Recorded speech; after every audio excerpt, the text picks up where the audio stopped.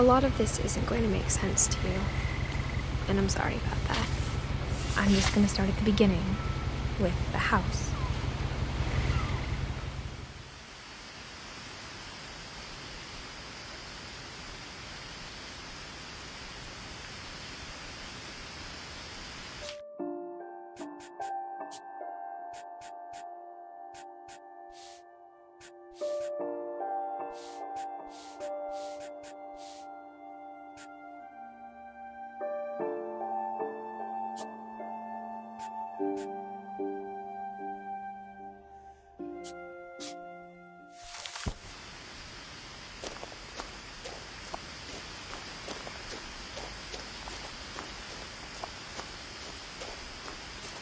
I lived here until I was 11, but I wasn't allowed inside half the rooms.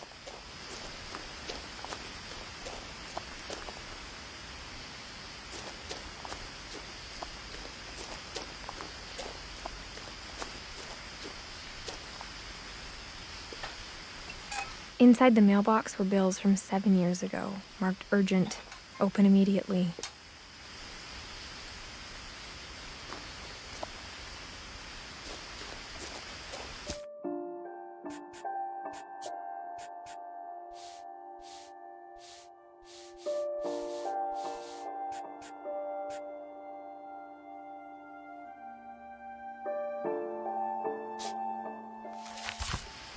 I hadn't been back since my brother Lewis's funeral.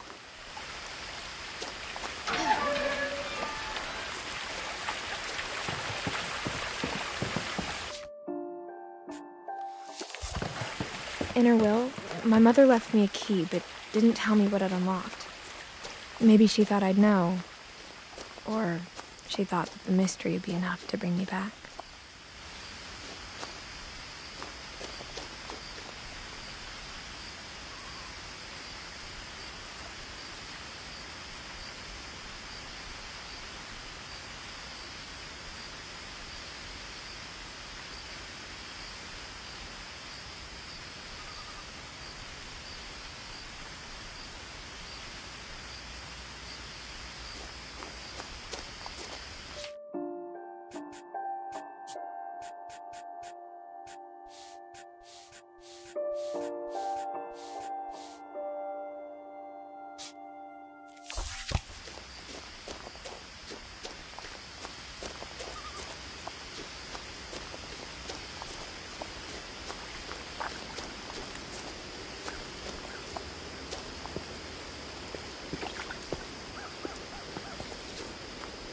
The truth is, even after I inherited the house, I never thought I'd come back to it. But now I had questions about my family that only the house knew the answers to.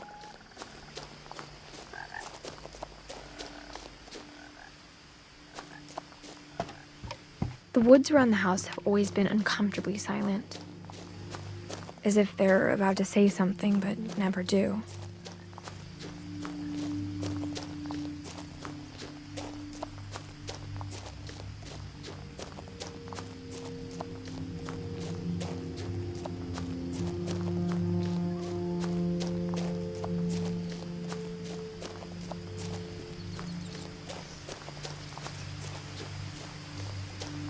The house was exactly like I remembered it, the way I'd been dreaming about it.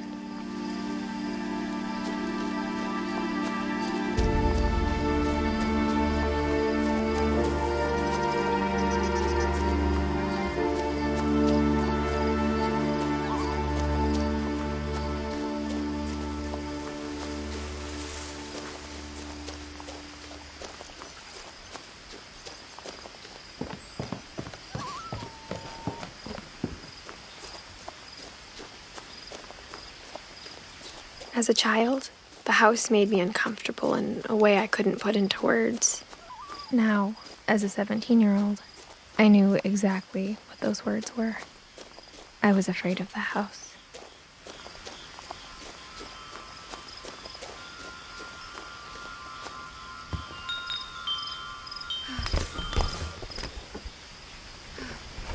Crawling through the doggy door used to be a lot easier when I was 11.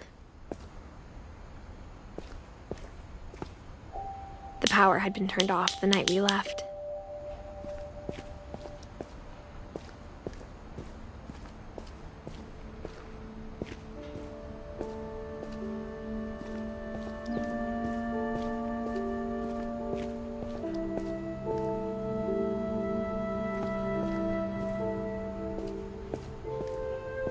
first time in years,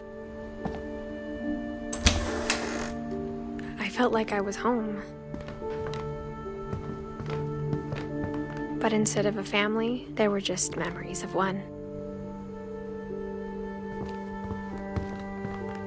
Like how only one restaurant would deliver to our house, so we had Chinese a lot.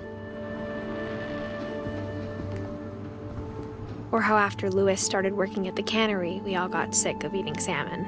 Except our cat, Molly.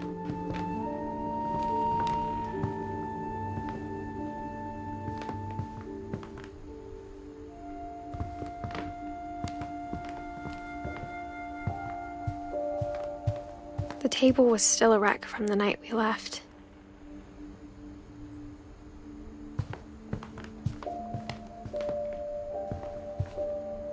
It was like a bomb had gone off, killing everyone but sparing the furniture.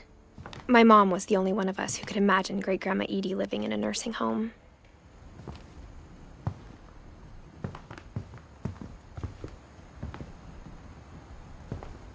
Nothing in the house looked abnormal.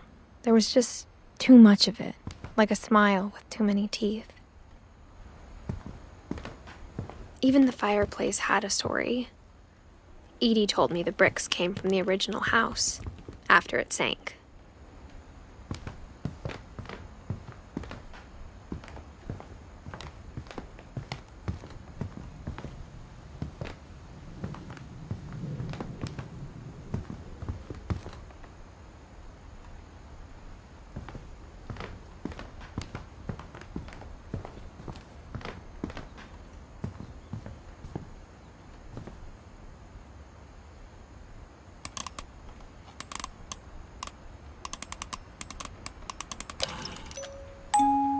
Great-Grandpa Sven built a music box for Barbara, along with the rest of the house.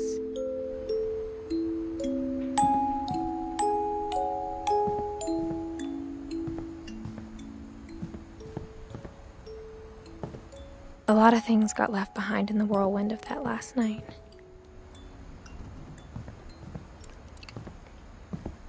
My mom wasn't much of an optimist, but she never stopped believing that my brother Milton was alive.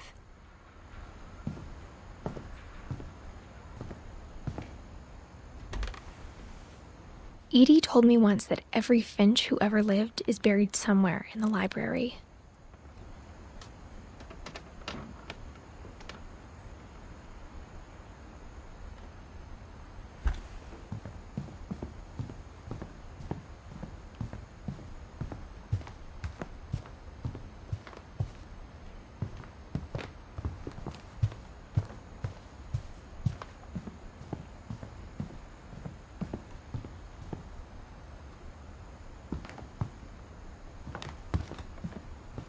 Mom always told me to stay out of the basement, so I wasn't too surprised when the key didn't fit.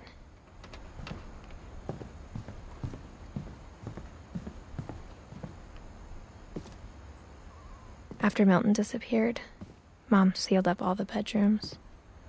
Then Edie retaliated and drilled peepholes.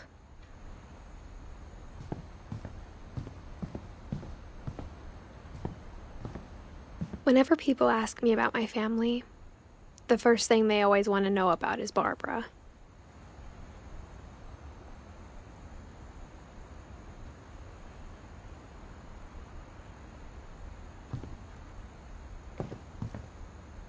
Edie's father, Odin, built the original house.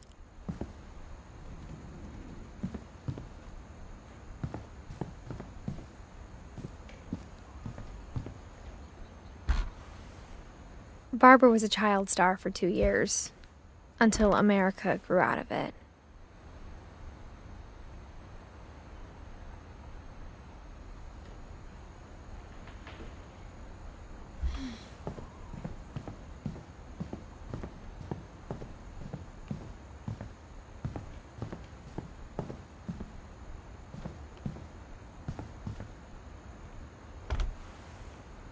The last time I was in Edith Sr.'s room, I was 10 and she was painting my portrait.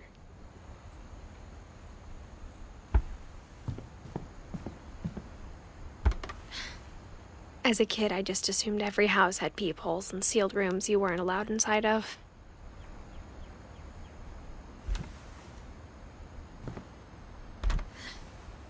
My Grandpa Sam spent 7 years sharing a room with his dead brother, Calvin.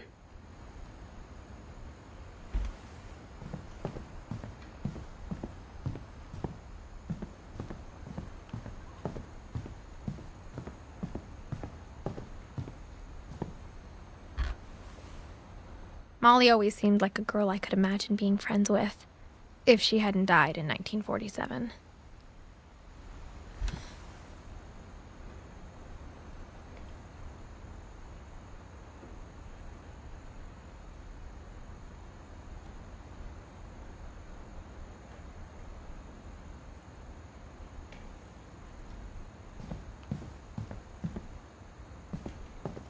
I spent a lot of time playing in Great Uncle Walter's room.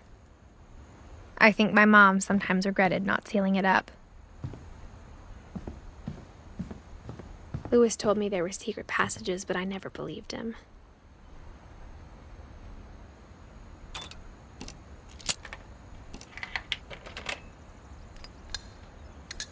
Turns out, my mom was really good at keeping secrets.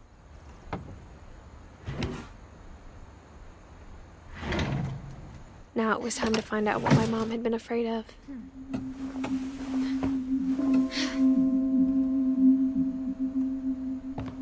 From the paintings on the wall, it was clear my brother Milton had been here before me. Reading this, maybe it sounds like I had a plan. But I had no idea what was behind that door.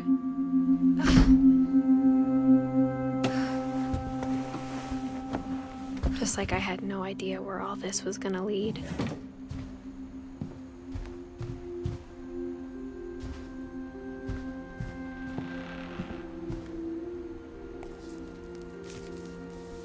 December 13th, 1947. Dear Diary, I'll be gone soon, but I wanted to tell somebody about what's gonna happen. It started when Mom sent me to bed without dinner. I woke up and I was starving, so I looked around for something to eat.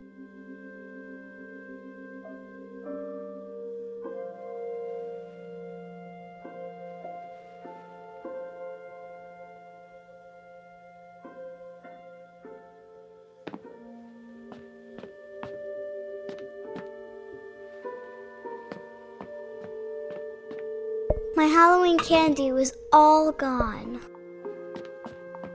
The gerbil food was dry, but I didn't mind it.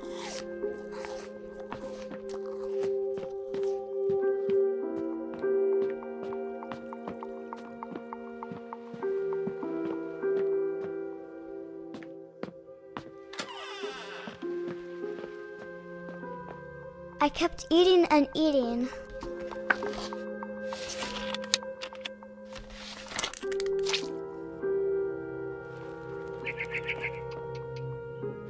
I ate a lot of things that night.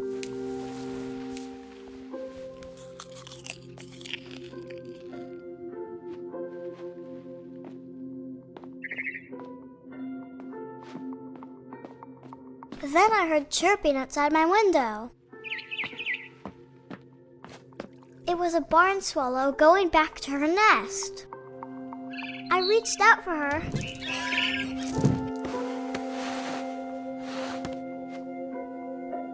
And suddenly, I was a cat.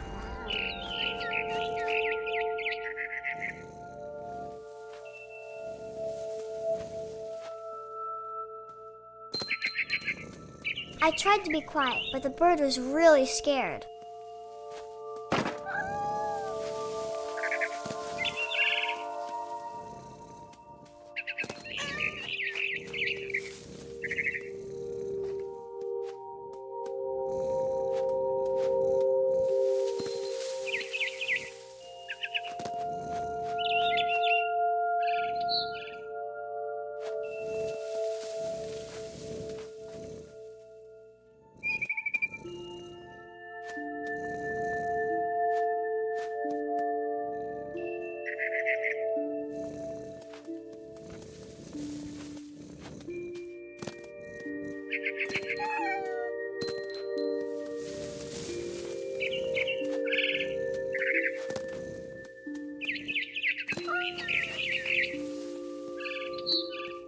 I jumped and I almost got her.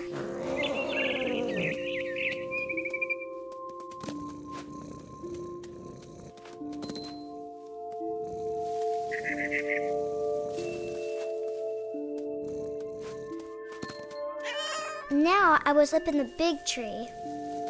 I promised Dad I wouldn't climb it anymore. All I cared about was eating that mama bird. I could tell she was getting really tired.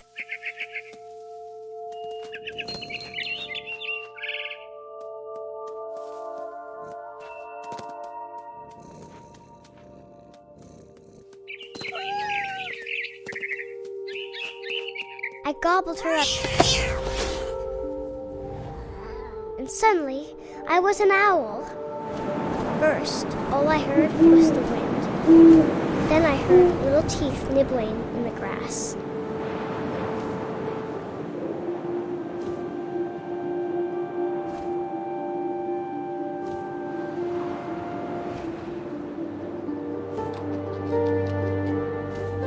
Rabbits.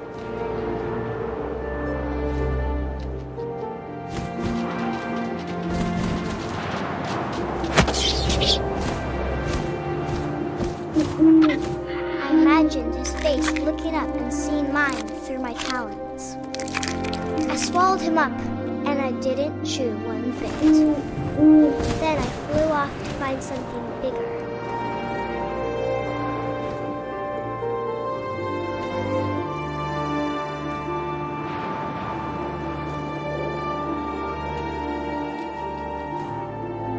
A mama rabbit.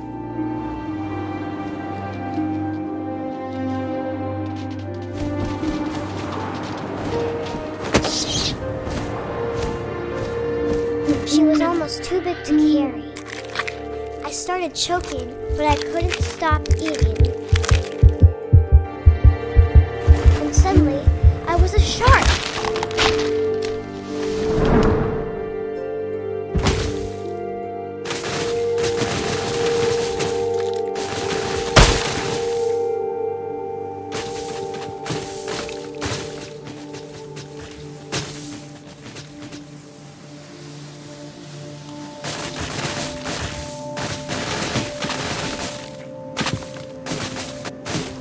I rolled off a cliff and into the ocean. Now, I was hungrier than ever.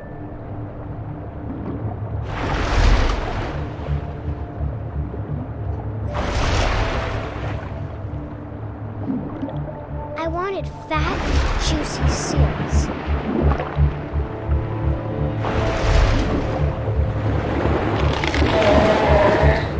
I tore off her flipper, and it tasted really good.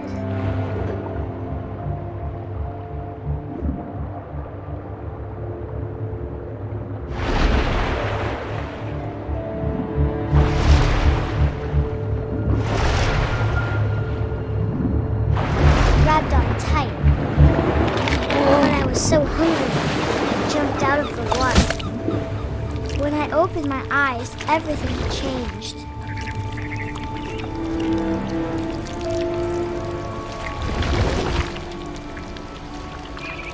Now I was a monster, and I smelled people everywhere.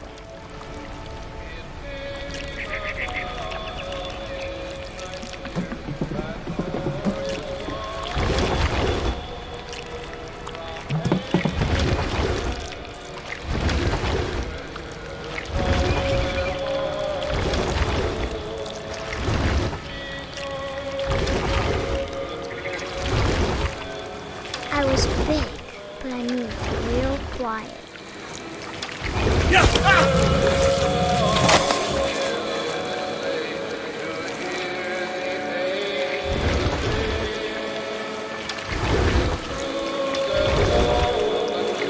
I wanted to stop, but also I didn't.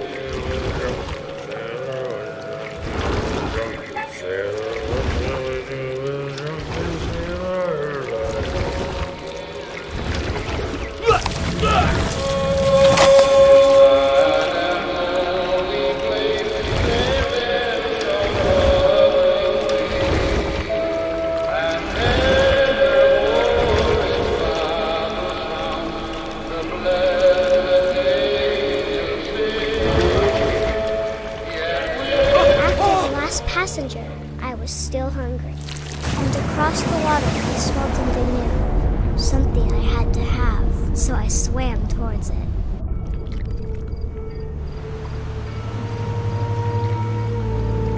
I slithered onto the sand, and the good smell went into an old pipe.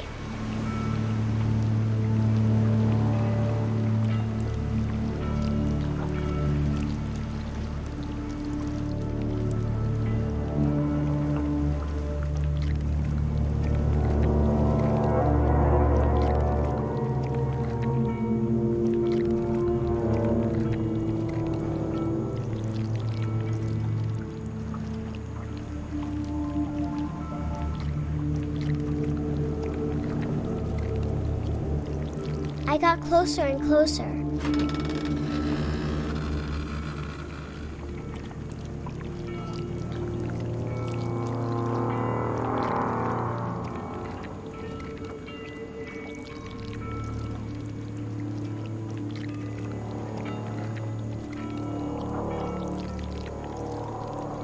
All of my stomach started growling. And suddenly, I was me again. I held my breath for a long time, but I couldn't hear anything. I think it's waiting for me to fall asleep. But it's not going to wait much longer. It needs to feed, and we both know I will be delicious.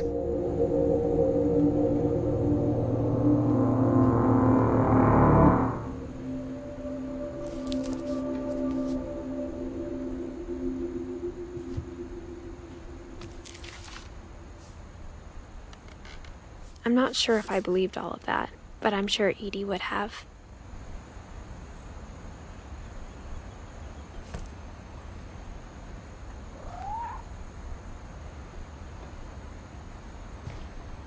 I got the sense Edie had spent a lot of time here. I can't describe it, but I felt like some part of Molly was still here.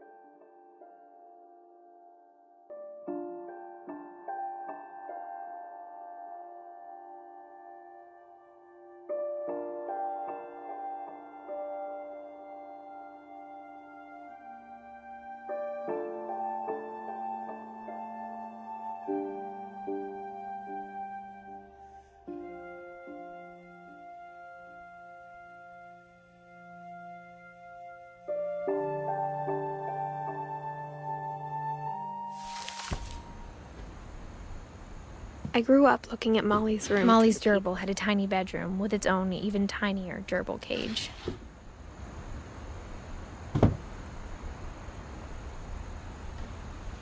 Being inside for the first time, I felt like I'd stepped behind a painting.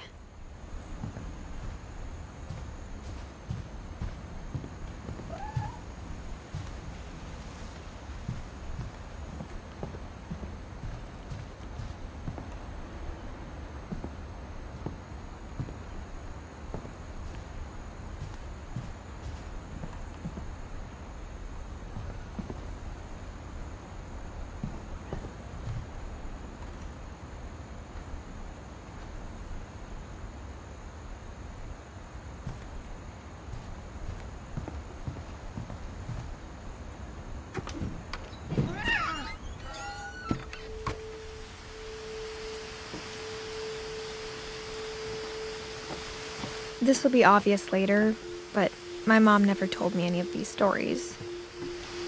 Edie would have, but Mom didn't like bringing up the past. Though, when we adopted a stray kitten, she was the one who named it Molly.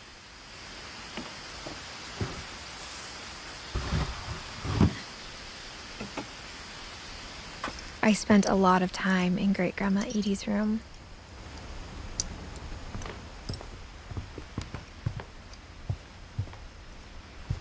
Edie gave a big interview about a mole man living under the Finch house.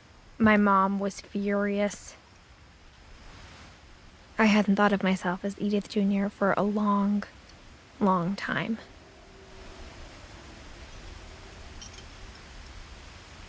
When Edie told people Sven was killed by a dragon, she could also have said he was building a dragon-shaped slide that collapsed. She could have, but she didn't. Even in her 90s, sometimes Edie seemed a lot younger than my mother.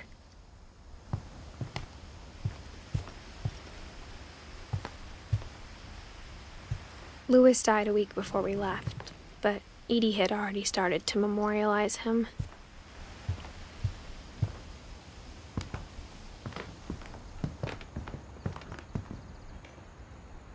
Her room was like a museum.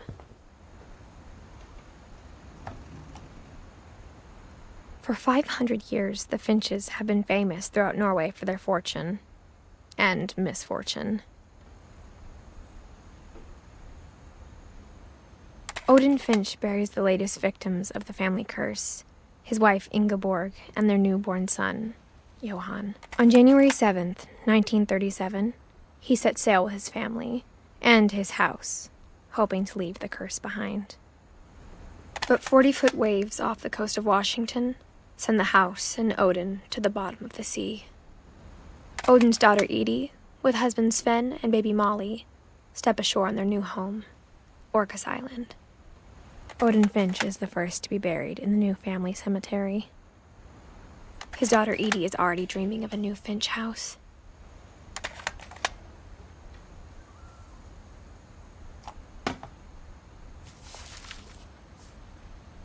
Whatever's wrong with this family, it goes back a long ways.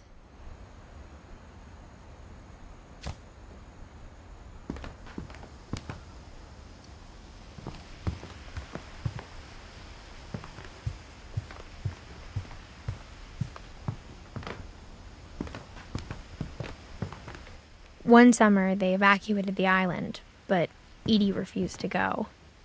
For a few weeks, she was a celebrity.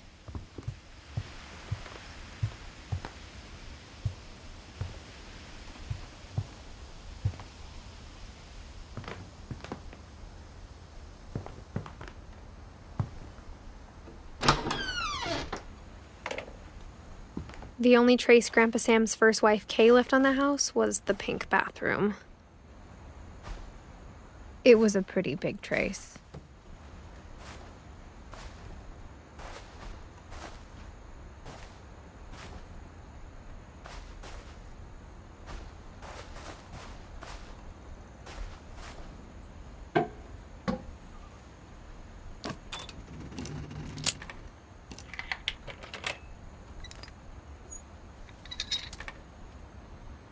There's a secret in this bathroom.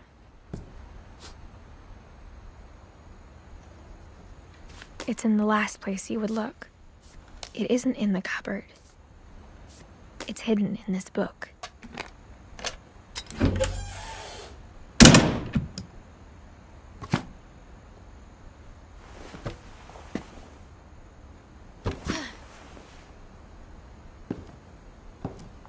Sven gave Sam an old camera he'd refurbished. He never put it down.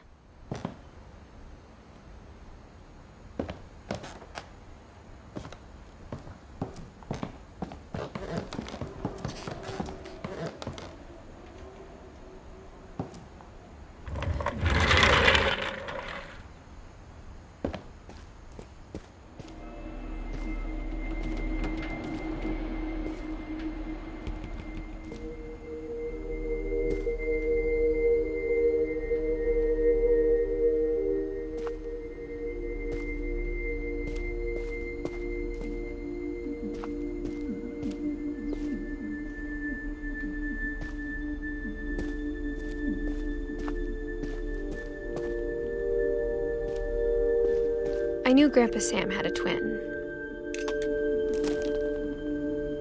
and that he never talked about him. I guess my grandpa didn't like history any more than my mom did.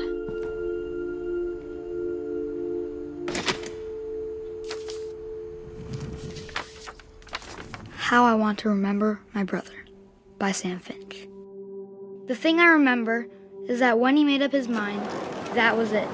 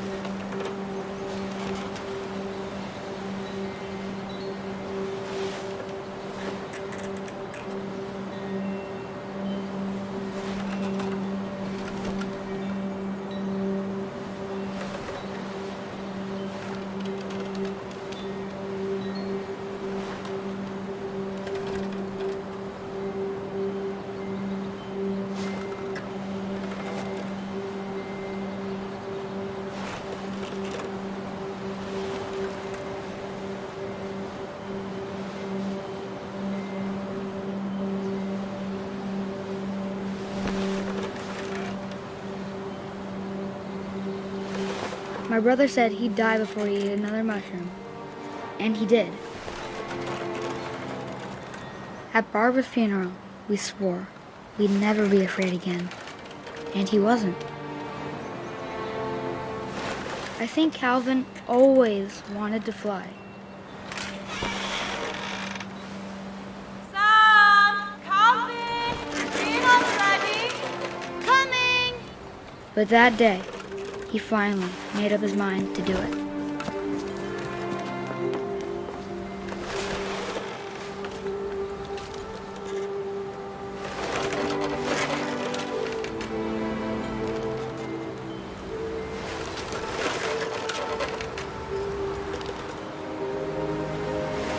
I told him going around was impossible.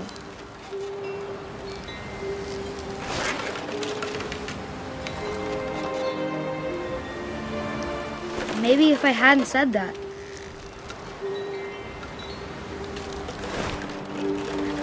Calvin, I'm not gonna tell you again. Maybe if the wind hadn't picked up.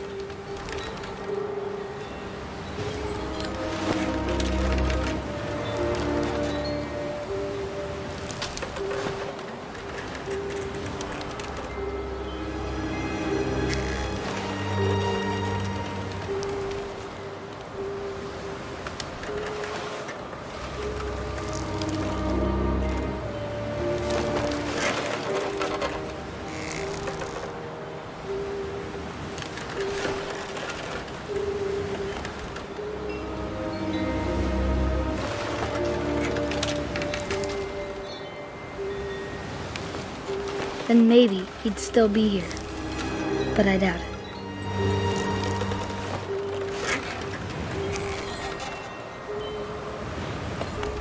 I think he'd already made up his mind.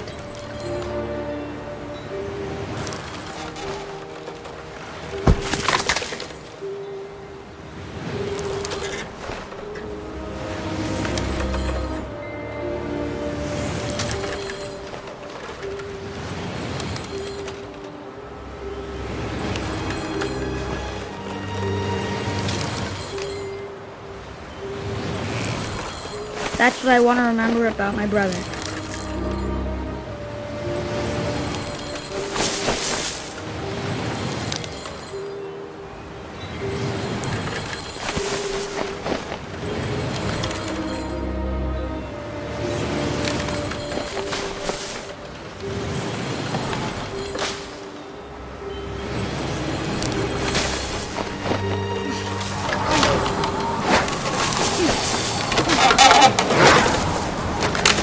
The day he made up his mind to fly.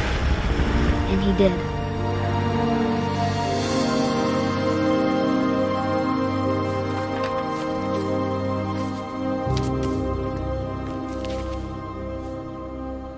Calvin's story felt strangely familiar. When I was younger, I remember trying to do the exact same thing.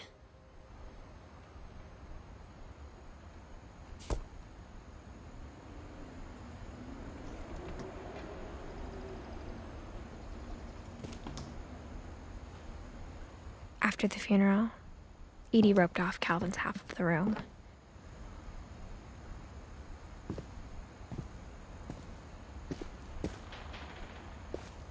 Mom said Grandpa Sam enlisted at 18 and never set foot in the room again.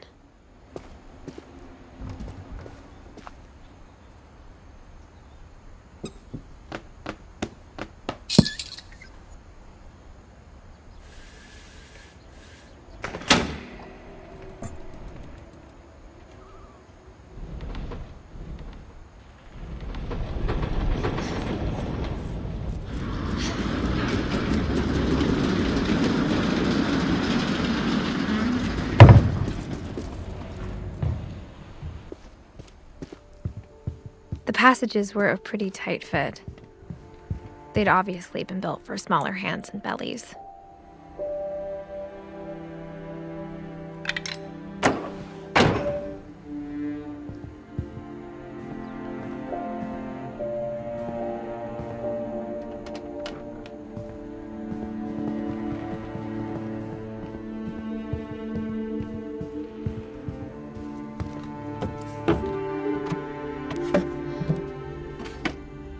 Growing up, I always thought of Barbara as a child star.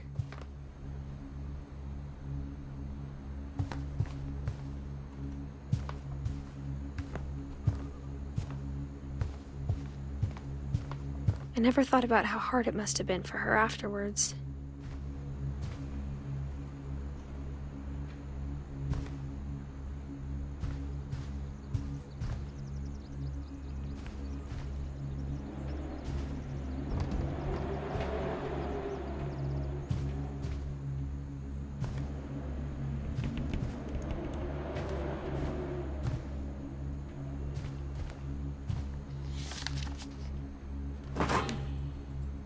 Of all the stories people wrote about Barbara's death, I'm surprised Edie saved this one.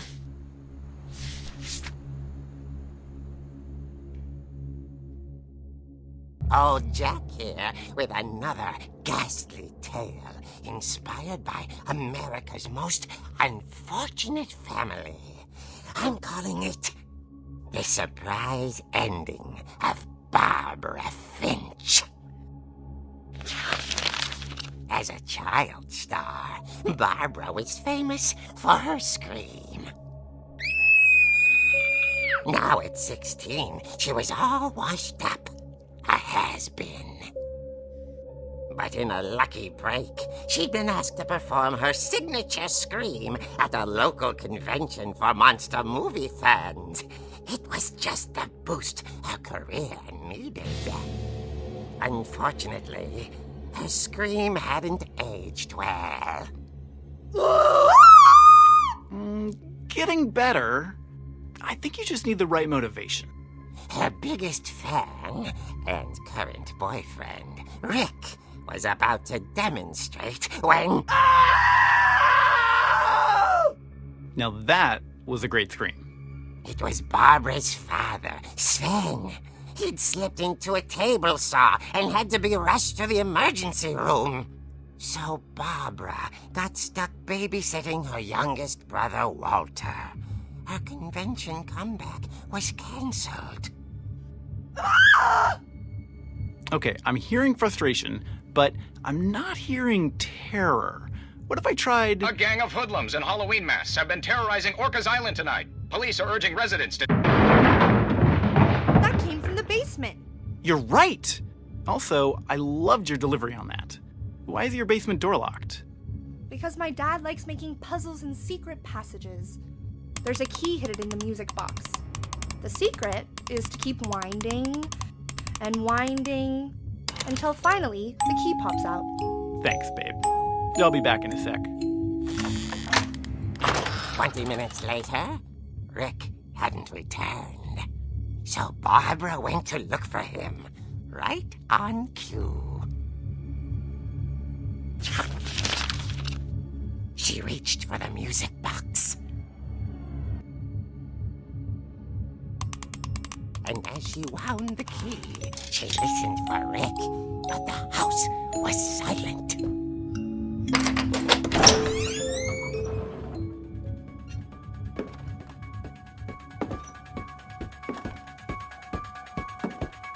She found Rick's crutch and imagined the worst.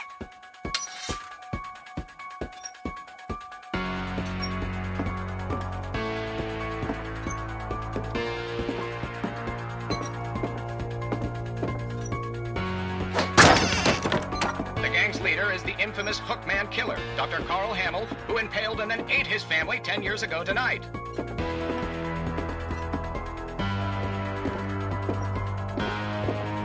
The old fridge rattled and grew still.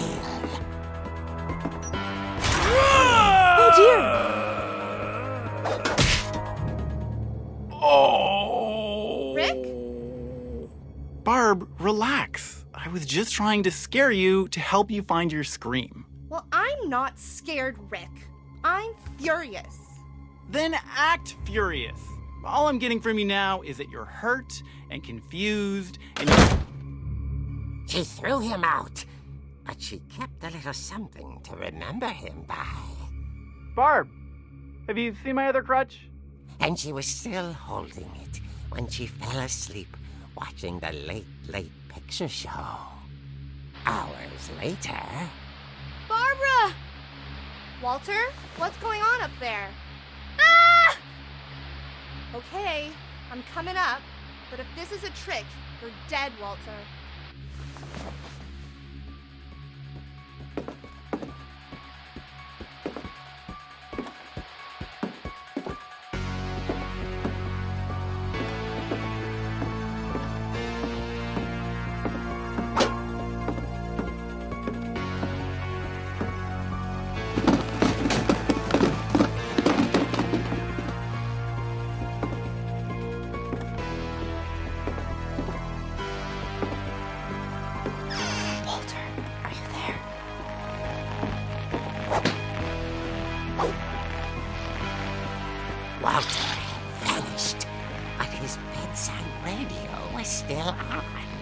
Orcas Island police describe the man as 6 feet tall, with a steel hook for a hand. Residents are urged to lock all doors and windows and notify the police of any suspicious activity. Barbara turned, saw the hook man, and was speechless. He was quite smashing.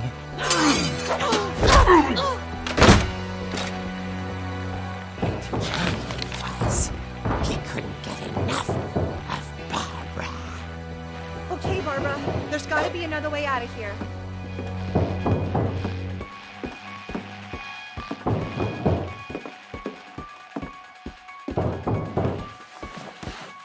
That night, she played her part beautifully.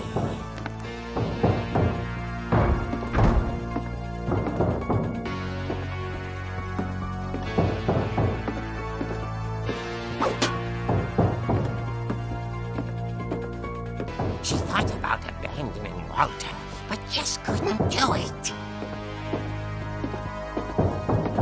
Molly's door hadn't been opened in years. The hinges grow.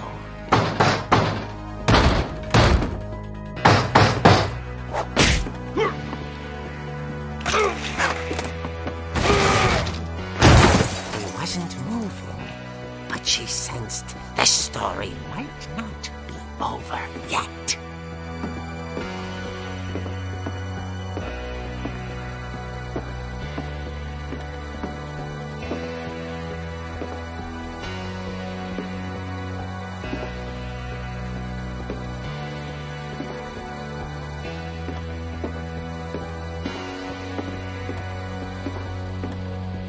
The hookman had vanished.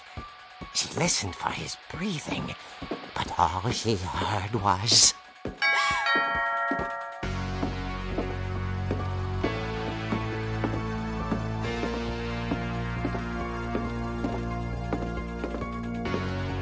At the door, she heard whispering. It was coming from inside the house.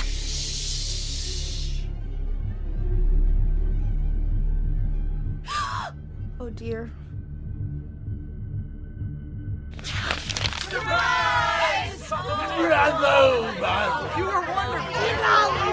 monsters had come to surprise her. For Barbara, it was a dream come true. Then she saw what kind of monsters they were, and she realized what was about to happen. She was going to be famous.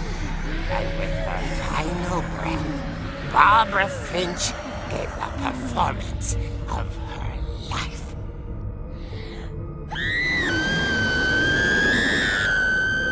I wasn't there myself, but I hear Barbara was magnificent. Poor girl. She had a taste for stardom. But unfortunately, so did her fans. Of course, the police blamed it all on poor Rick, who disappeared the same night. And little Walter? Hiding under his bed the whole time. He took it all pretty hard, but that's another story. As for Barbara, tucked inside the music box was all they ever found of her. Her ear. Now that's what I call a real eerie tale.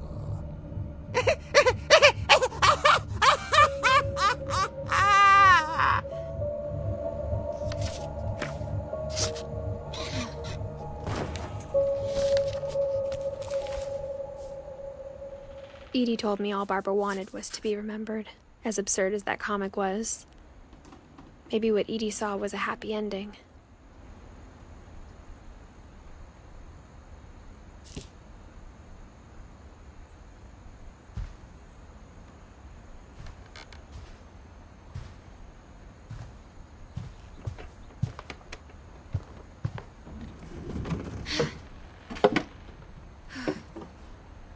I guess now I know why Mom didn't like me playing with the music box.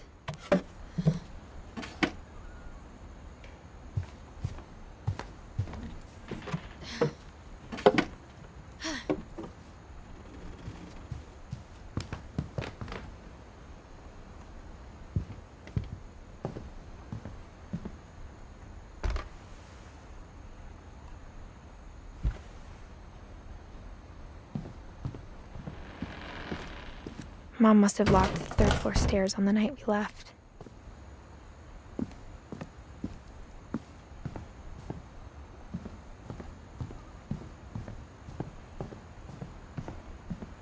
It's funny.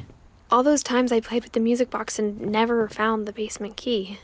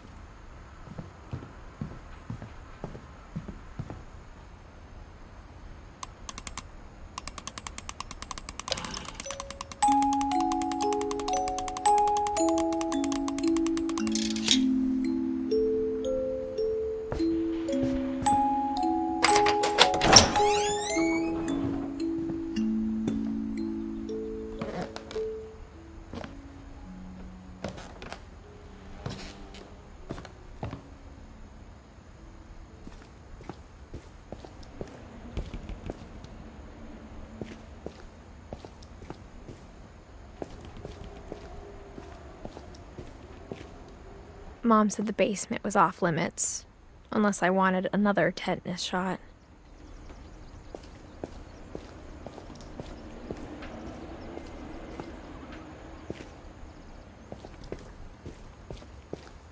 I saw Edie sneak down to the basement once, carrying packages. I thought maybe she was hiding presents.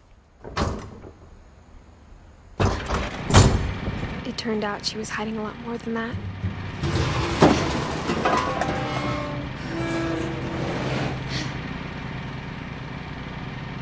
I remember asking Mom once about where Walter had gone. She said after Barbara died, he got as far away as he could. If there's a pattern in all these stories, I think it's that none of us has gotten very far.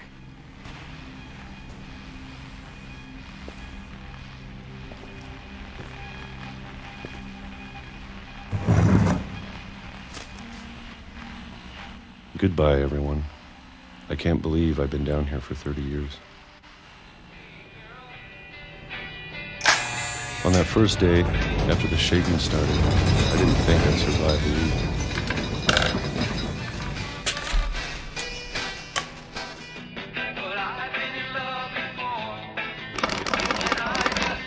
But after a few days, I settled into a routine.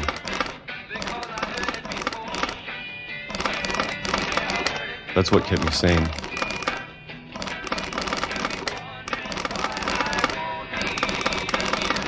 Having a schedule, living for today. I always expected to be dead tomorrow.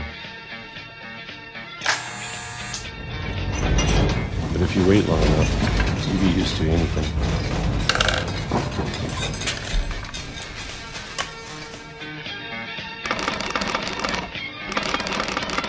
Even a monster on the other side of the door starts to feel normal.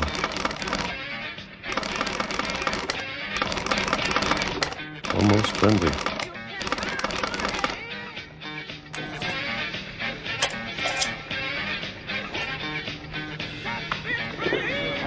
And then one day, everything just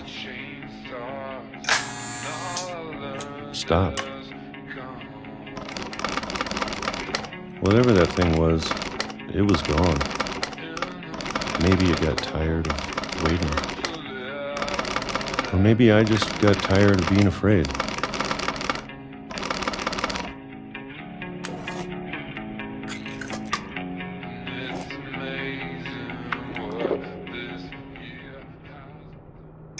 It's been a week now, the longest in 30 years. I'm done waiting. I have to leave while I still can.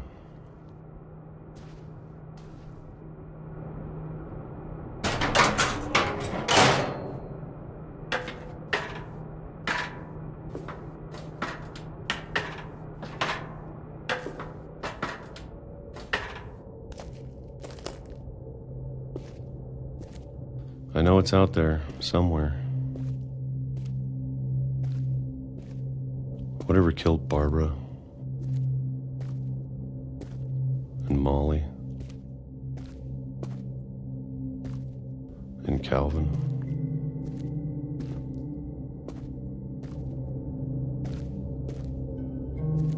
Maybe this is all a mistake.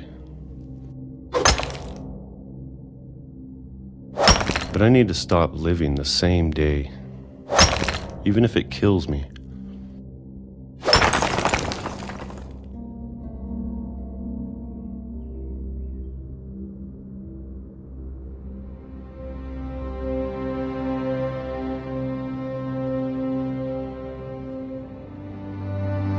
Whatever's out there, I want you to know I'm ready for it.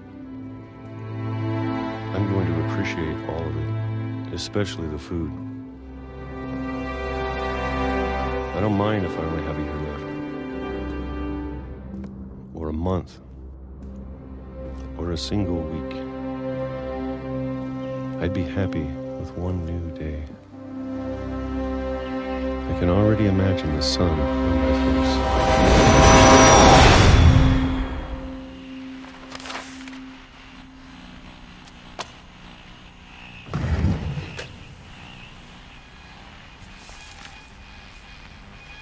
Walter died when I was 6.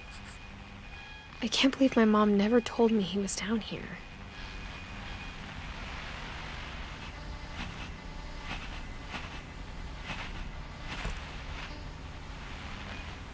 I'm sure my mom was trying to protect me.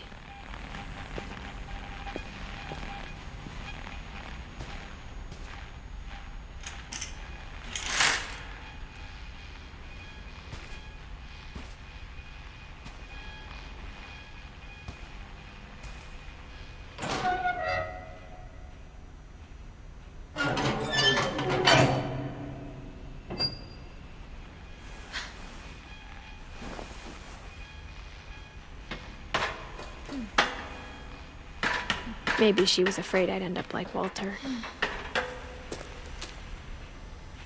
But if she never told me about an uncle under the house, I can only imagine what else she was hiding.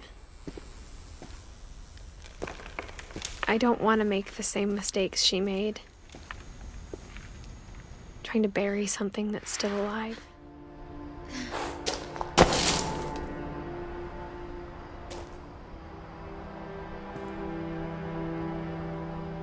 Now that there's only one of us left, or maybe 2, I thought it was time I heard the stories for myself and found out what happened to everyone else. But now I'm worried the stories themselves might be the problem. Maybe we believed so much in a family curse, we made it real.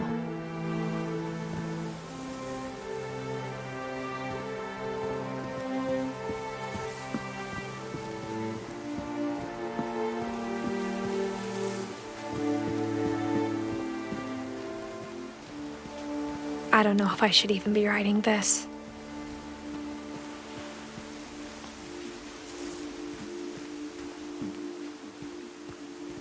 Maybe it'd be better if all this just died with me.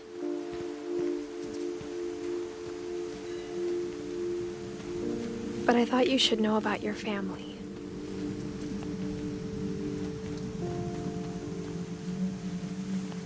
And the history you're a part of. Though to be honest, I feel as lost as you probably do right now.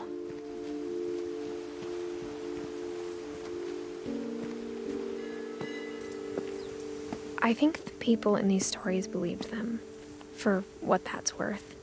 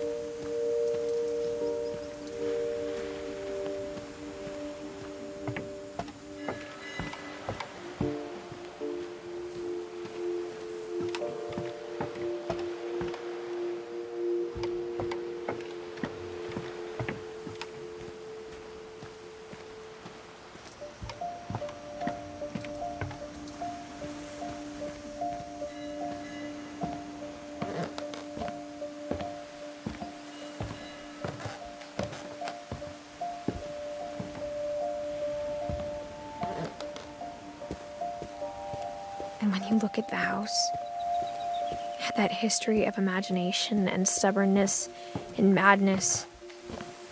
Any of it seems possible.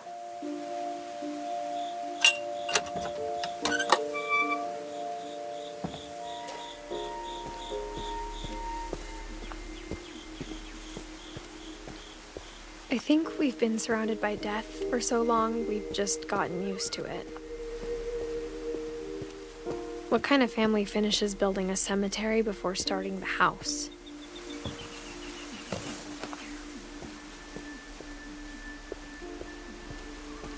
It's embarrassing for me to admit this, but the pet cemetery made me more uncomfortable than the human one.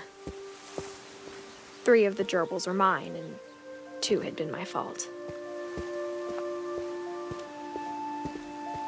Sven built the house, but it was Edith who designed the cemetery.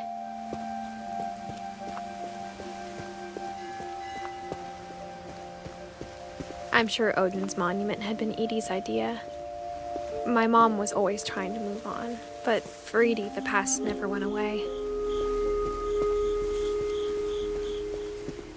She could see it poking out of the water at low tide.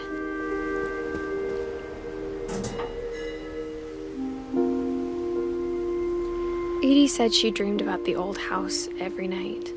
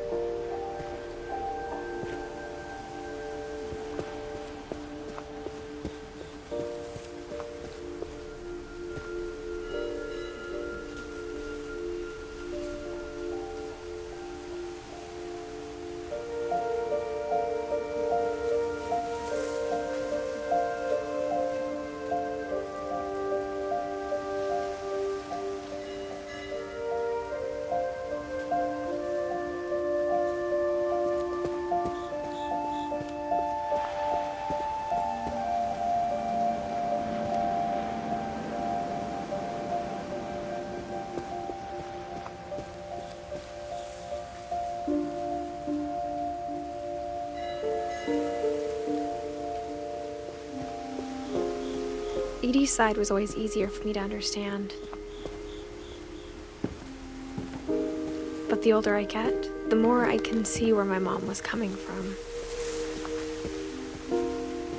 Her dad had been pretty strict, but it wasn't enough to save her brothers. She was just trying to do better. She lost 2 of her brothers, just like I did. I get why she tried so hard to protect us.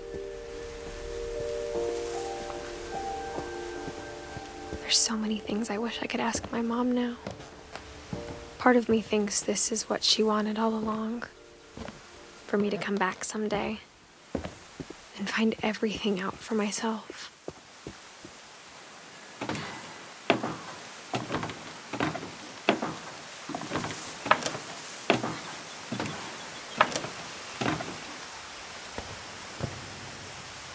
But looking back on it now, if she told me there was going to be so much climbing, I never would have come when I was 22 weeks pregnant.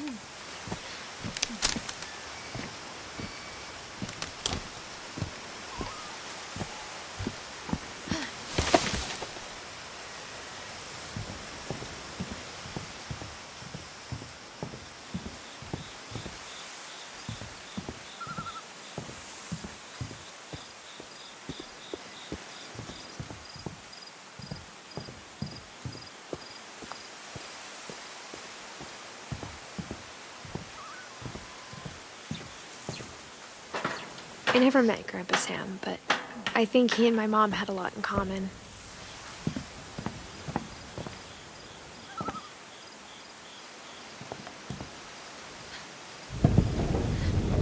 They were both pretty intense. Sam spent his life shooting photos, but Mom said he got nervous being in front of the camera. I guess we're all afraid of something.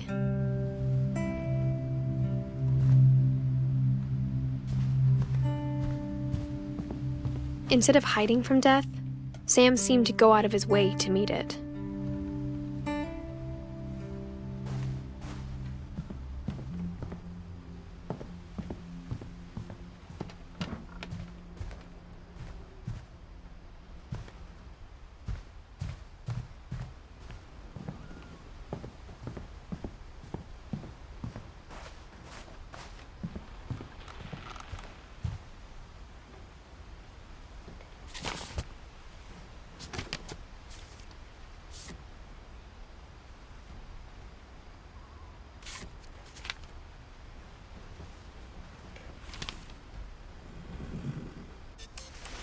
Dawn, I promise, you'll never forget this weekend. Yes, sir. These memories are gonna last a lifetime. Hmm? Am I gonna have to shoot anything? It's a hunting trip, Dawn. Shooting is strongly encouraged. What? Perfect. It's gonna rain the whole weekend, isn't it? Please just take the damn picture. Hey, language.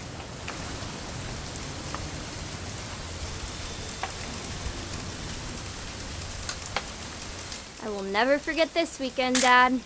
Okay, got it. I'm gonna take some pictures, okay? Just be careful. That camera's older than you are.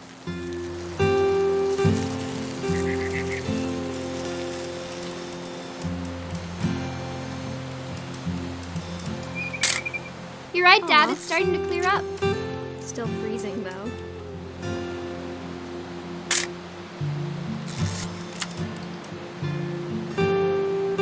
Definitely should not have drunk all that coffee. Hey! That's a keeper. Hold still while I take a picture of you. I'm just saying, I'm not always gonna be here, Dawn. You'll need to remember this stuff, if you want to survive. I'll be fine, Dad. You know who else thought he was gonna be fine? Some guy who died. Dawn, I'm being serious. I know, Dad. You're always serious. Doesn't being out here make you want to chill out? Well, to tell you the truth, I haven't been out here in 20 years. Dawn, don't you think you could find something more interesting to photograph?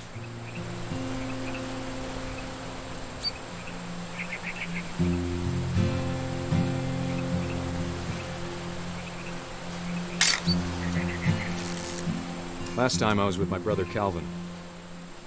Man, that was a great trip. Your grandpa Sven taught us how to fish, how to build a fire.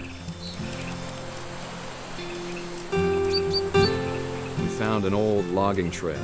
There were deer everywhere. I bet if I could remember where that trail was, we'd spot a buck for you in no time. Give me a minute to check the map.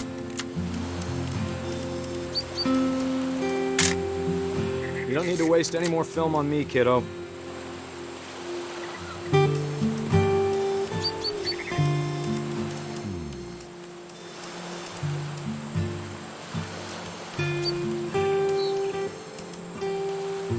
Let's see.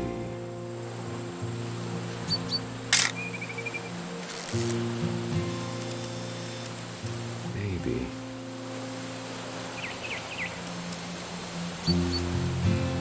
Dad! Good eyes, Dawn. Before you take the shot, let me get a picture of you.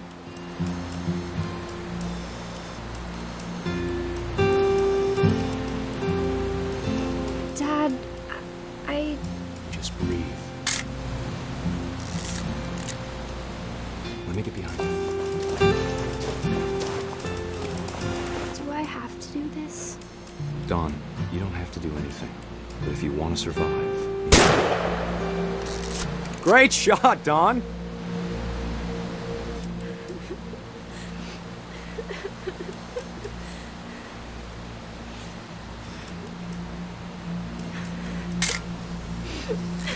I'm proud of you, Dawn.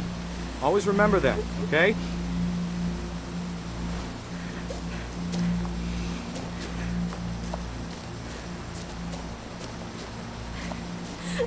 Sorry, Dawn. Just gotta reset the timer.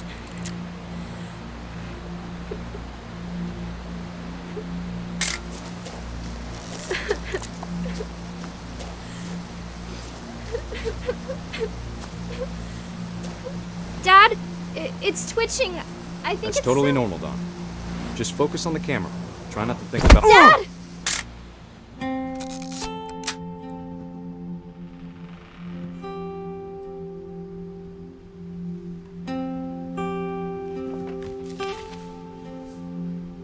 Of all these stories, that's the one I wish most that my mom had told me.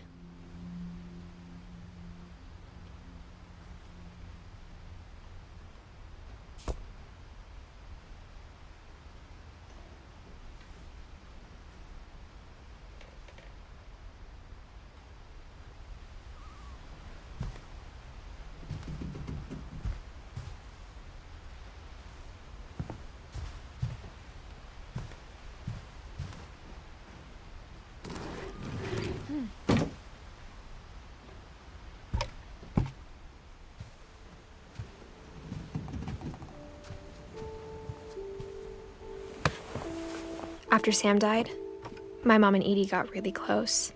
They'd both lost a lot.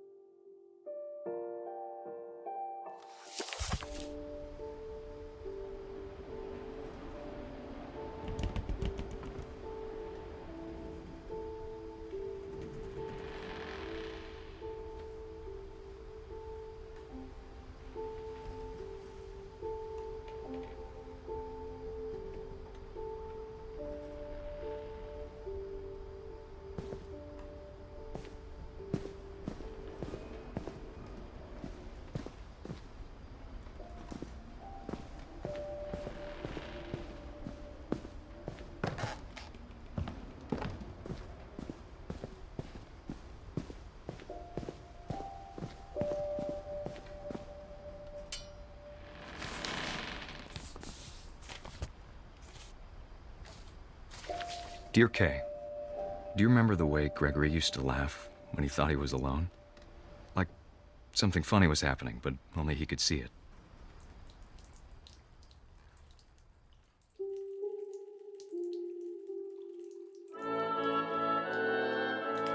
I think he saw things the rest of us don't.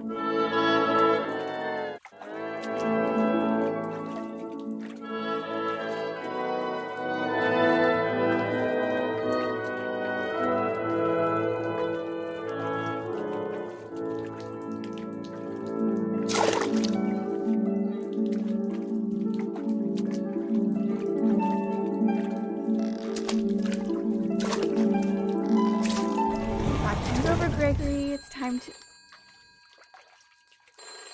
Hold on, sweetie.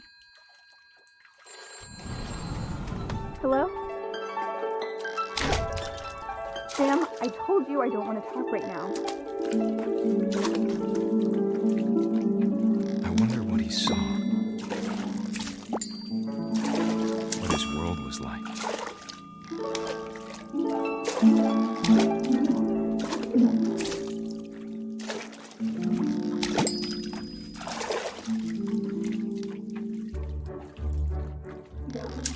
He reminded me so much of Calvin.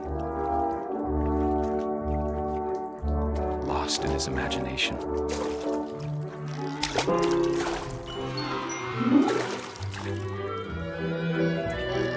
Whatever it was he saw, it sure made him happy.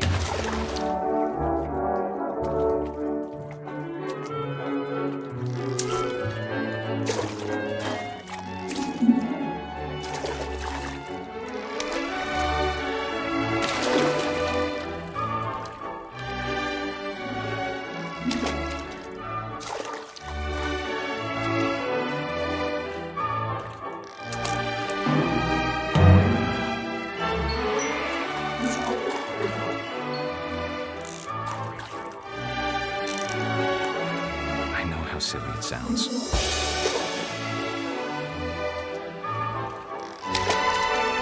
But I worried about a baby being too happy. But I could feel her slipping away. Sorry about that, Gregory. I know you did everything you could. Maybe if I hadn't called that night. Damn it. Hold on, I don't want Gregory to hear this.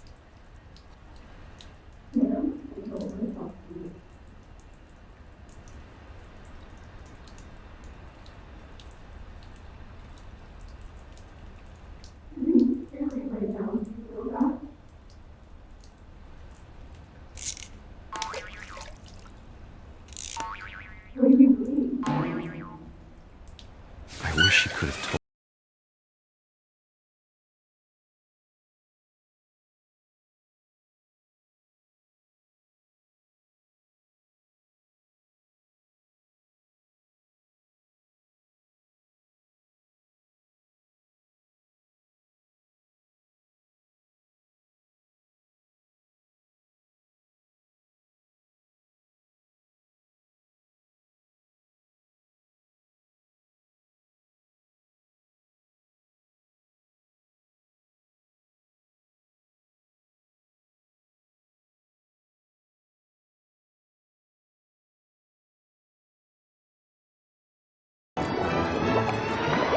I'm sure he's happy. And he'd want you to be happy too. Good luck, Kay. Love, Sam.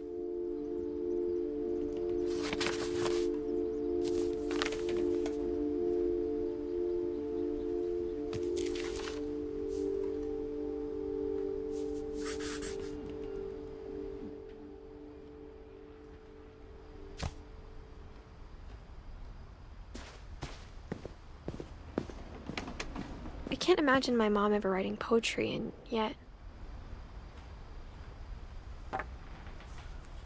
A poem for Gus, who always said the wedding was a bad idea. Our father never hit us kids, at least not very hard, before the day my brother said with teenage disregard that he'd be dead before he'd see a wedding in our yard.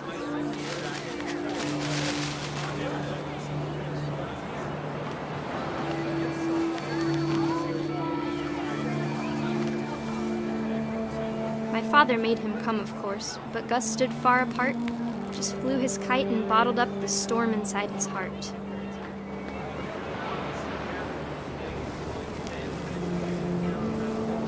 I tried to talk him out of it, but though he'd never met her, we don't need a stepmom, were the words that I now pronounce you husband and wife. To make him cry.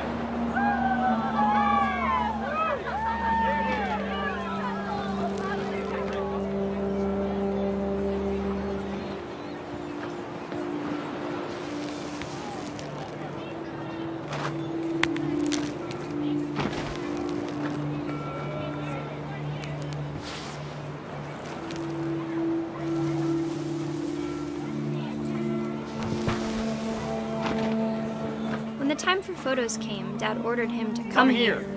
But Gus declined, and as a sign held up his middle finger.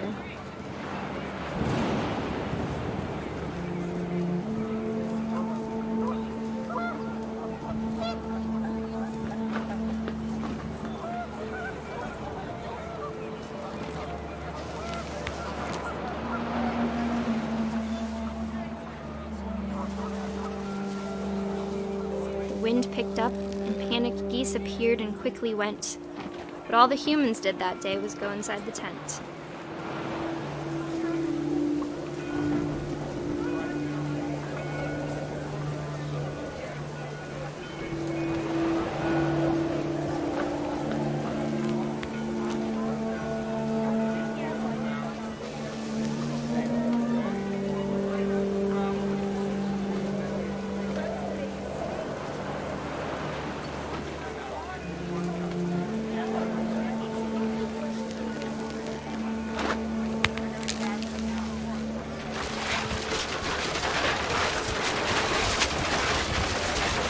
The rain came down in buckets then, but no one seemed afraid that nature might destroy the tent our dad had crudely made.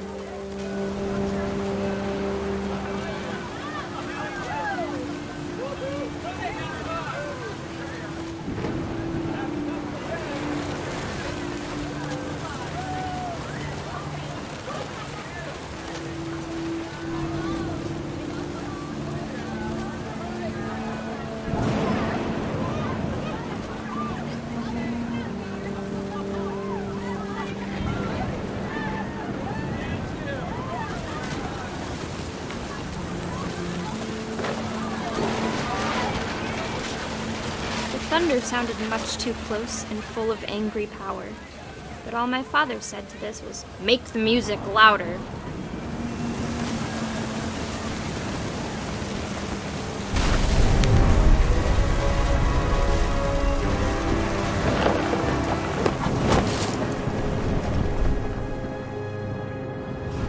I wish that I could truly say I thought about you on that day. Out there on the beach alone, just you, the wind, the sea, and foam. But I didn't, until we found you.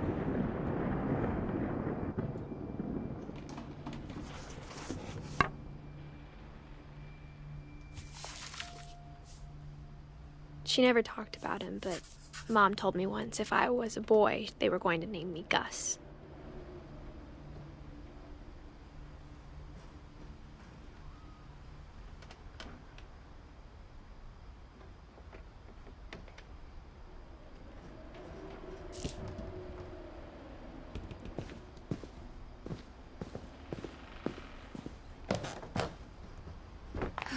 My mom moved up to the loft after her brothers died.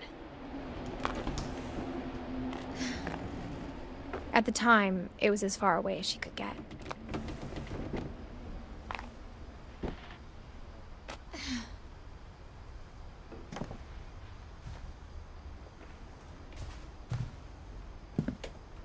She spent a summer building houses in Calcutta, where she met my dad, Sanjay.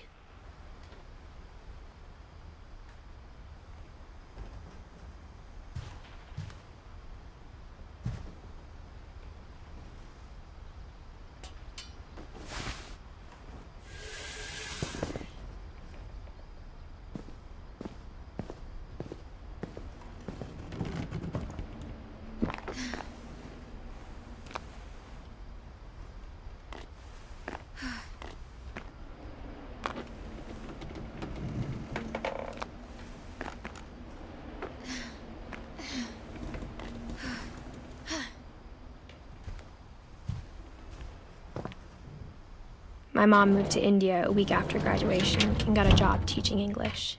Louis was born a year later.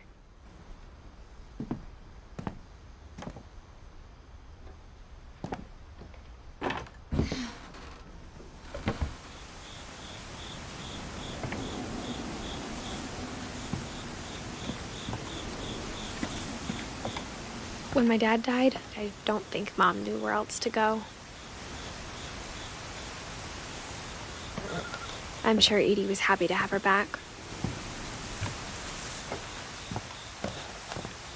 The house had to get a little bigger, but Edie was used to that.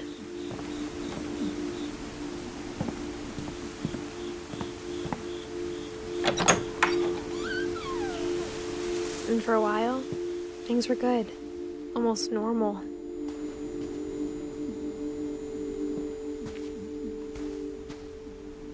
But it didn't last.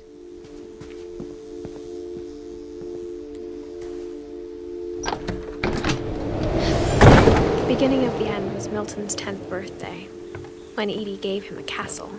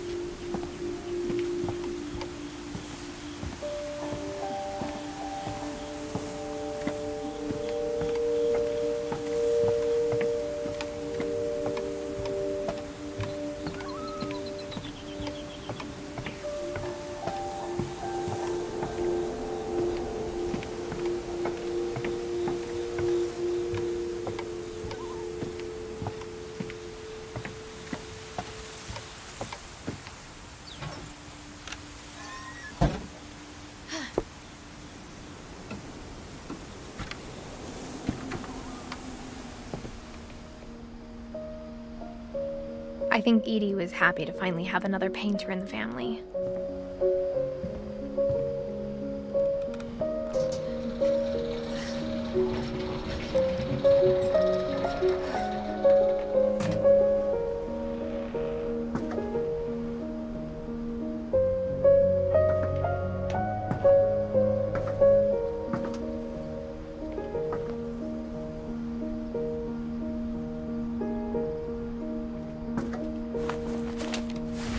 Milton Finch in The Magic Paintbrush.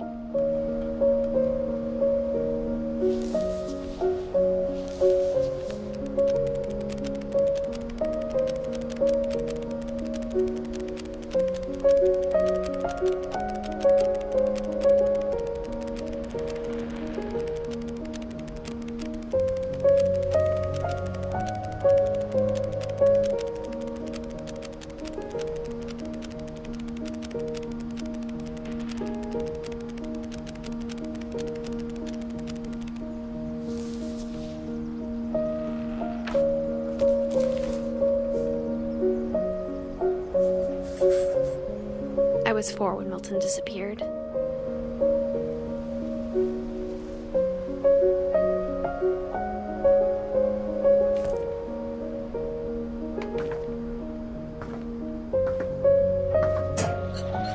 Mom spent months searching for my brother. Then she sealed the doors.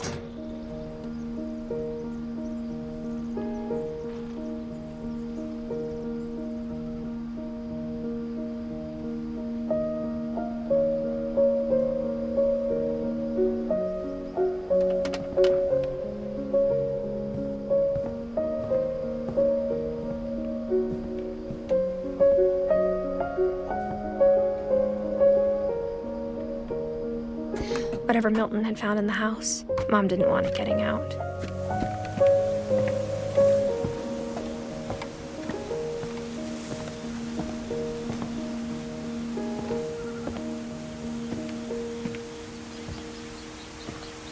Mom definitely blamed Edie, but I think Louis blamed himself. After he graduated, he just spent more and more time in his room, until Mom got him a job at the cannery. Everyone always told me to stay out of Louis's room, except Louis.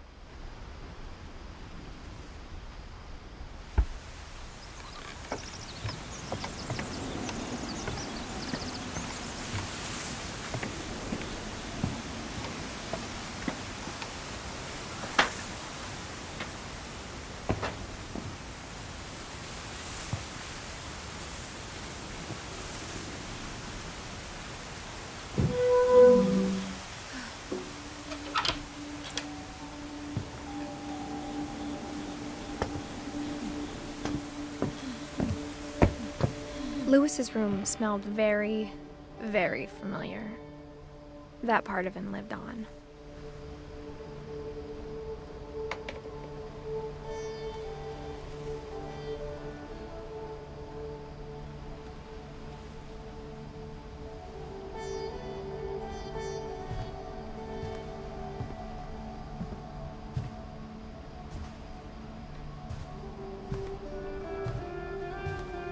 Louis and I spent a lot of time playing games together, but he was surprisingly bad at them. He died a lot.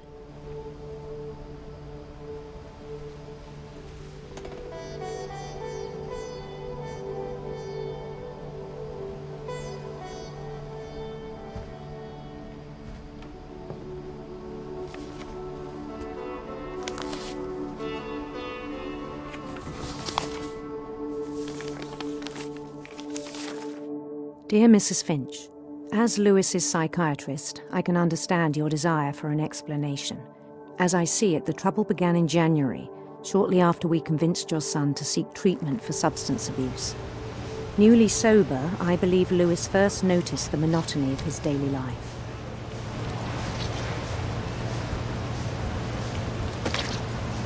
He kept working at the cannery.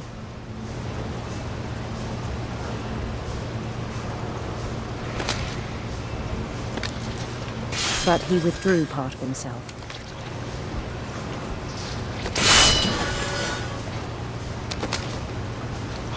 In our sessions, I saw the same behavior. His mind began to wander.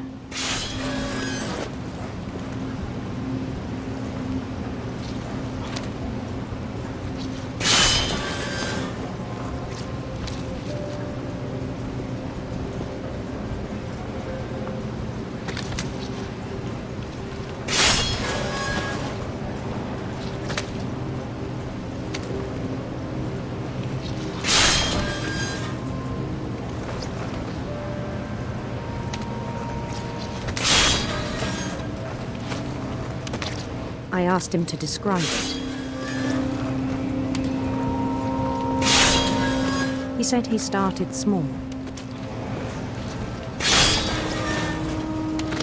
Imagining a labyrinth.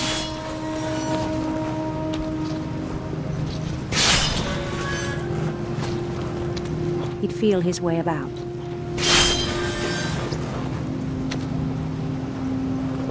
Then something moved.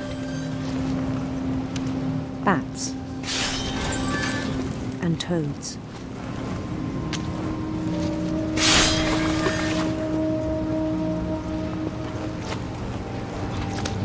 And things that have not names.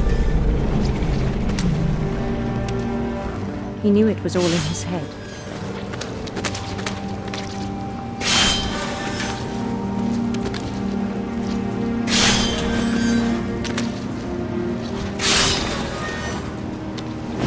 He took it very seriously. I had hoped he'd find himself.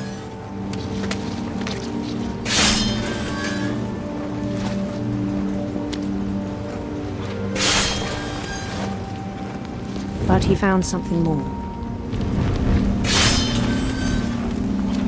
I worried about him then. Daydreaming at the cannery. I spoke with his boss. But he said Lewis had become a model employee. Methodical, tireless, focused.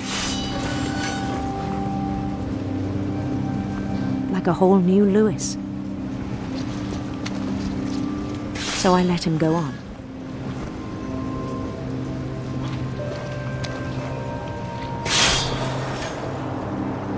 I even encouraged him. It seemed very promising at first.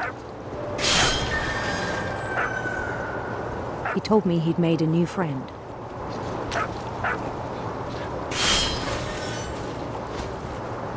On the edge of a city he named Lewis Topia.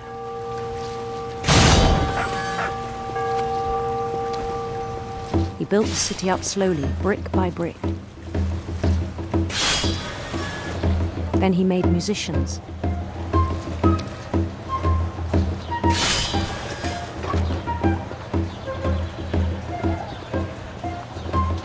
And songs for them to play. He talked about starting a band. And he was always humming something. Every day his imagination grew stronger.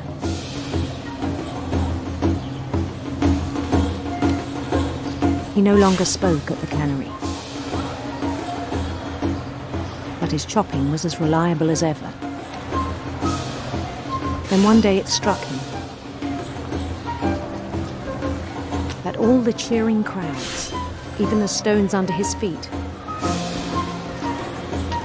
were all in his imagination, so he could do whatever he wished.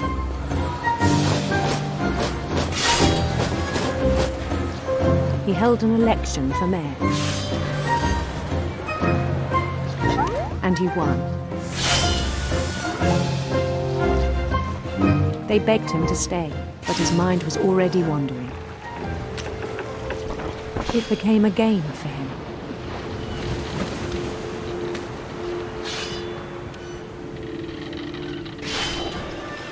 He'd conquer a city, then immediately push on. New Louisville.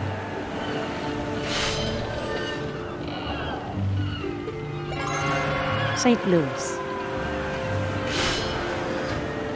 He started drifting away from our reality.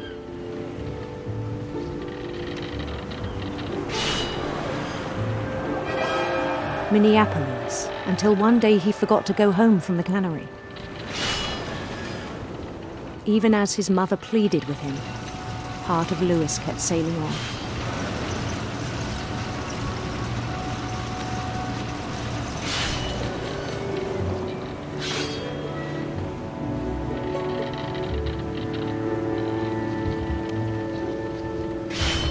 In Louisburg, he heard rumors of a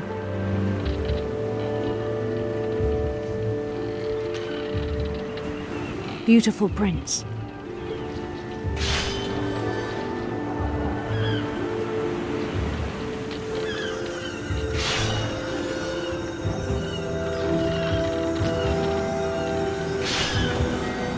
The prince was on his own quest for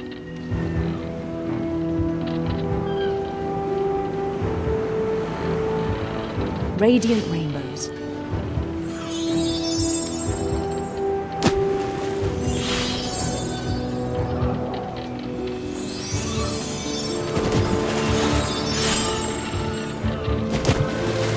He followed the sound of his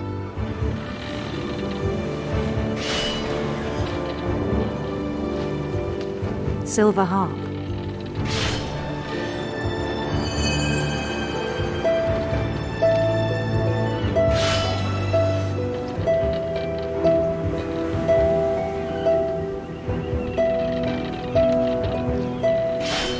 His chase led him to a golden palace east of the sun and west of the moon. Even then, his logic remained sound.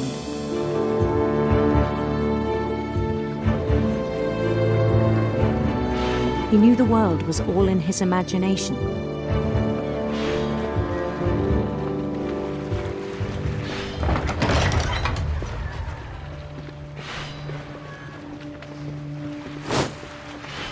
But he was so proud of having created it. In his own eyes, he'd become something greater than a king.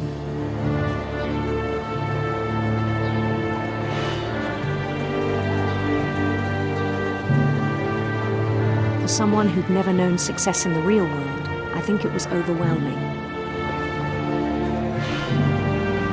And then it struck him that the real Louis was not the one chopping salmon, but the one climbing the steps of a golden palace.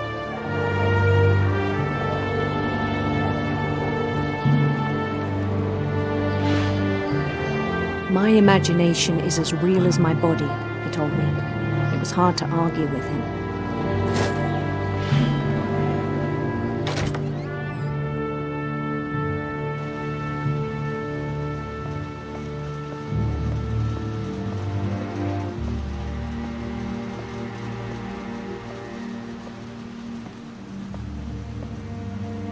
We began to forget the world we know.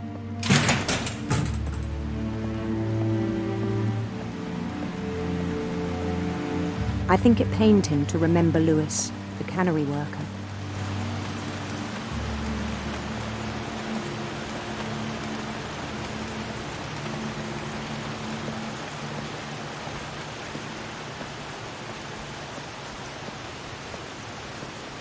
He began to despise the man with a royal contempt.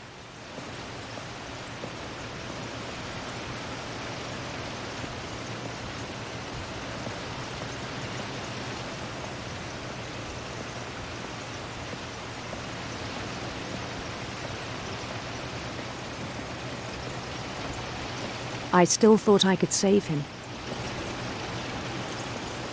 Even after he said he was being crowned king over all the lands of wonder.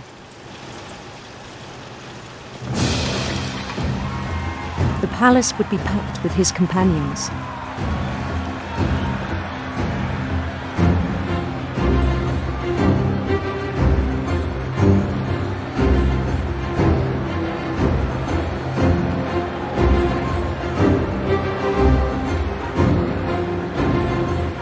Including the wise Calico who'd insisted on advising them.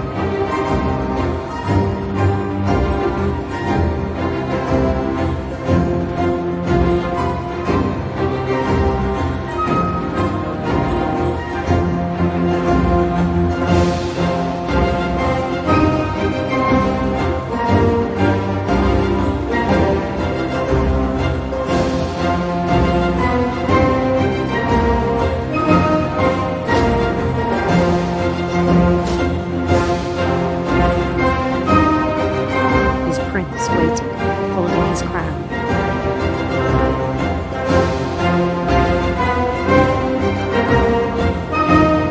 There was only one thing left to do.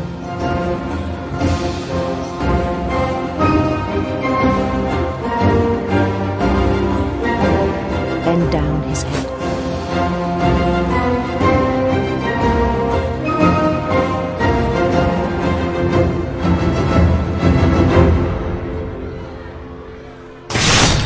And the rest I think you know. Mrs. Finch, your son was a kind man who will be missed by all of us who knew him.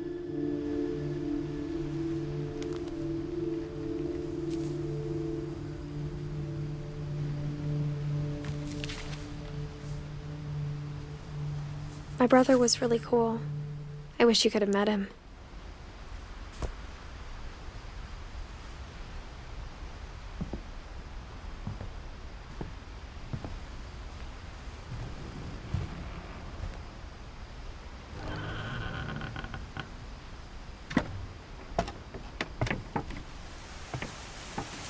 On the way back from Lewis's funeral, my mom told me to start packing. She waited until the day before we left to tell Edie. I'm not sure if she wanted to make it easier or harder.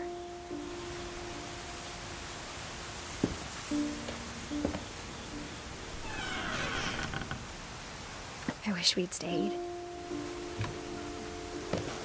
But I understand why we left.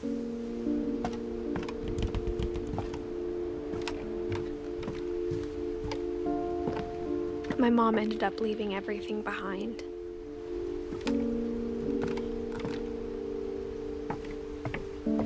What happened that night had been coming for a long time. Maybe it should have come sooner.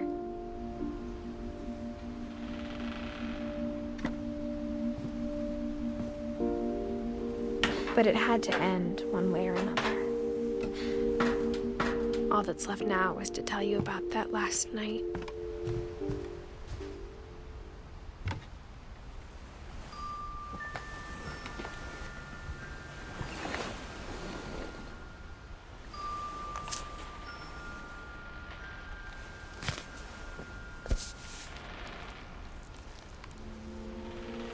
That whole last day, Edie just watched us pack and didn't say a word. Until supper, when she raised her glass and said, "To our final night together, and all our final nights apart." Grandma, you know what I said about alcohol. Some of your medications are very Edith, specific. I left a present for you in the hallway. Why don't you go open it? The grown-ups have to argue now. I'm sorry, you're right. We're all leaving tomorrow. Let's just enjoy our last... I'm not leaving. Edith, you're excused.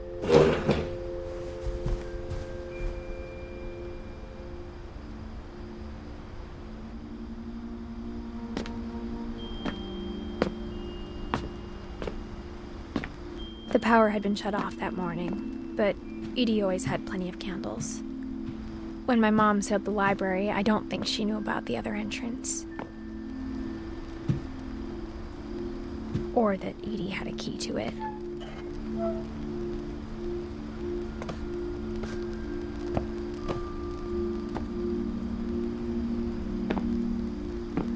That thing you're afraid of isn't going to end when you leave the house.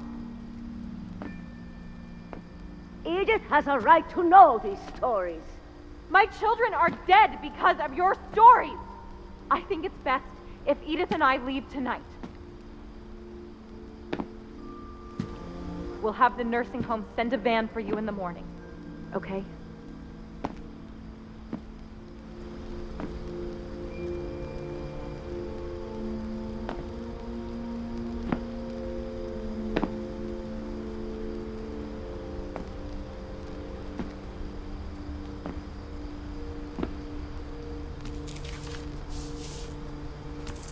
Dear Edith, there's so many stories I wish I could tell you, but there's only time for one. This is about what happened on the night you were born.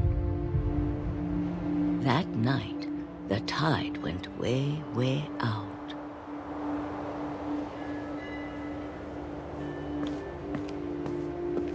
It was the first and last time I ever saw the old house aground. There'd been an earthquake out in the middle of the ocean. They called it the lowest tide in 1,000 years. God, it smelled awful. You know, I've seen that house every day of my life.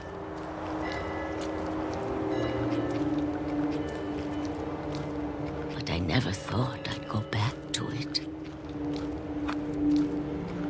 When the fog rolled in, I lost my way.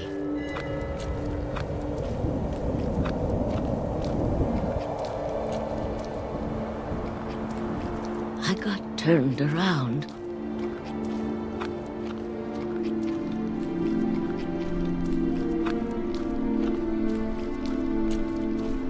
For a while, I wandered.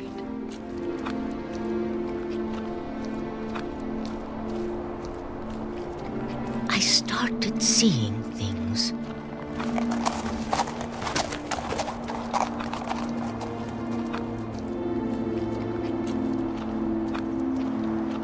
Things I'd forgotten had ever existed.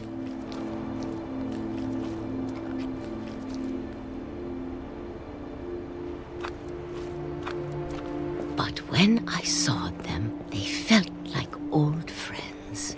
That night, a lot of things came back to me. Or maybe I came back to them.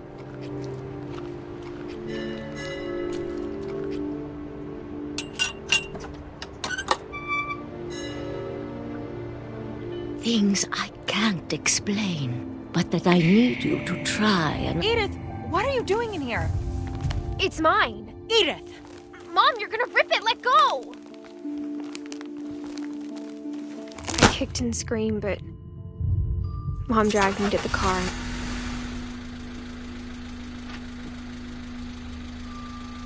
I never saw Great-Grandma Edie again. The next morning, the van came to pick her up, but she was already gone. After that, we moved around a lot.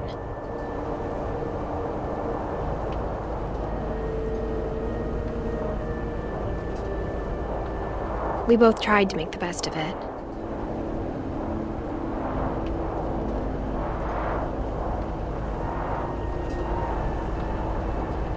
A few years went by.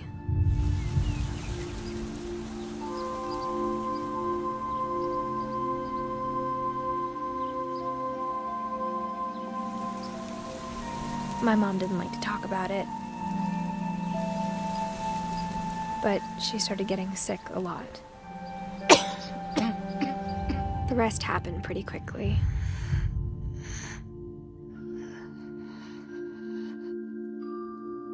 She got better for a while,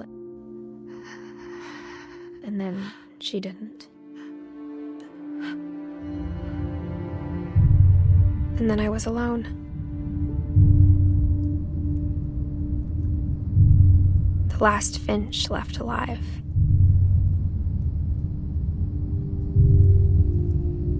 Until I found out about you.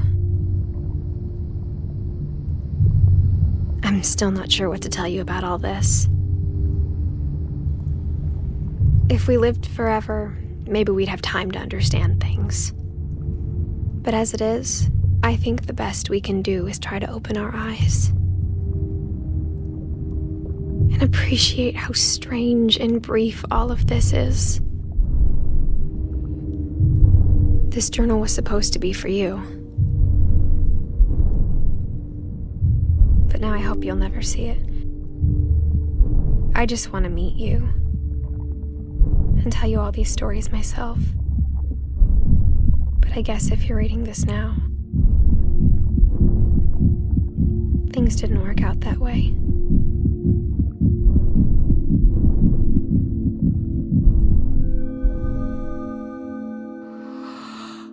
This is where your story begins. I'm sorry I won't be there to see it. It's a lot to ask, but I don't want you to be sad that I'm gone. I want you to be amazed that any of us ever had a chance to be here at all. Good luck.